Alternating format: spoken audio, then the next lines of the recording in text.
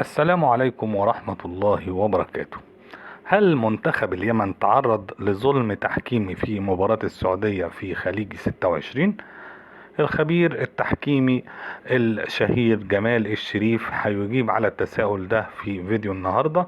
ما تنسوش تدعمونا بلايك للفيديو واشتراك في القناة علشان نستمر في نشر المزيد والمزيد من الفيديوهات في الفترة المقبلة إن شاء الله. منتخب السعودية حقق فوز مثير جدا على منتخب اليمن بنتيجة 3 أهداف لهدفين الأربعاء في الجولة الثانية من منافسات كأس الخليج المقامة حاليا في دولة الكويت. اللقاء شهد احتجاج من قبل لاعبي منتخب اليمن على قرارات الحكم، خاصة في الشوط الثاني اللي عرف احتساب ركلة جزاء.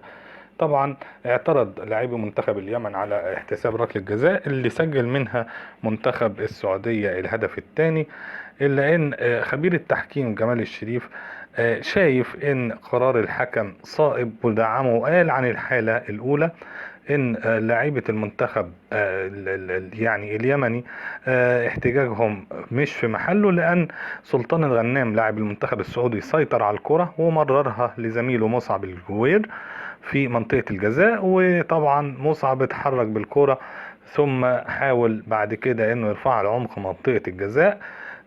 طبعا بعد كده مدافع منتخب اليمن رضوان الحبشي ارتقى لأعلى ومد قدمه وساقه اليمنى لقطع الكرة، بالإضافة إلى مد إيده بشكل كامل للأمام بعيدة طبعا عن الجسم عشان تجعل جسمه أكبر، وبالتالي اصطدمت الكرة بساعده وتحولت إلى خارج الملعب. واحتسب الحكم ركلة جزاء طبعا اعترض على صحتها المنتخب اليمني، وتم استدعاء الحكم للتأكد من الحالة سواء كان في تسلل في البداية وصحة لمسة اليد في الفار. وتبين فعلا انه عند تمرير الكرة في البداية لسلطان الغنام انه كان في موقف صحيح وما كانش فيه تسلل، لان مدافع منتخب اليمن حمزة الريمي كان بيغطي عليه. وبالنسبة للمسة اليد مخالفة، لان اللاعب جعل ايده بعيدة عن جسمه بشكل ما تناسبش طبعا مع الوضعية التنافسية، يعني تمدد جسمه وخلى جسمه اكبر وشكل حاجز منع الكرة من المرور.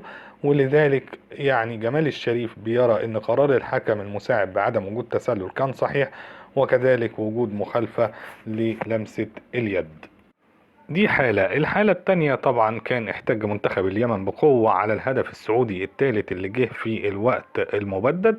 وقال جمال الشريف عن الحالة المركبة بعد أن عاقبها طرد طبعا لاعب منتخب اليمن. قال كانت هناك ركلة ركنية للمنتخب السعودي رفعها الجوير ولعبها المدافع السعودي علي البليهي براسه في اتجاه عبد الله الحمدان اللي كان يوجد في موقف صحيح وغير متسلل، وكان لاعب منتخب اليمن حمزة الريمي قريبا من البليهي اللي ادعى وجود مخالفة عليه، وطبعا سقط أرضا داخل منطقة الجزاء، لكن لا توجد أي مخالفة في هذه العملية.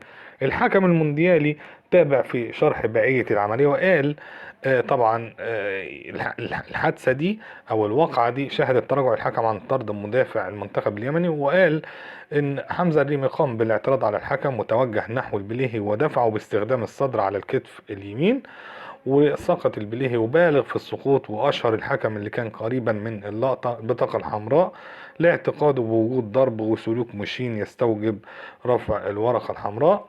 وهنا تدخلت تقنية الفار وتراجع الحكم عن طرد اللاعب واكتفى بانذاره لاعتباره ان هو سلوك غير رياضي، والفار طبعا كان تدخله كده صحيح، والقرار النهائي كان سليم بعد العودة للشاشة وفقا طبعا لما ذكره الخبير التحكيمي جمال الشريف.